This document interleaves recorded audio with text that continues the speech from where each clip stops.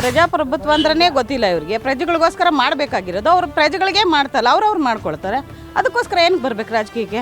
ನಮ್ಮ ಮತ ನಮ್ಮ ಇಷ್ಟ. ಅದು ವೋಟರ್ಸ್ ಯಾರೇ ಇದ್ರೇನೋ ಯೋಚನೆ ಮಾಡಿ ಆಲೋಚಿಸಿ ಒಳ್ಳೆ ವ್ಯಕ್ತಿಗೆ ಮತ ಹಾಕಿ. ಕುಕ್ಕರ್ ನೋಡಿ ದುಡ್ಡು ಕಾಸು ನೋಡಿ ಮತ ಹಾಕಬೇಡಿ.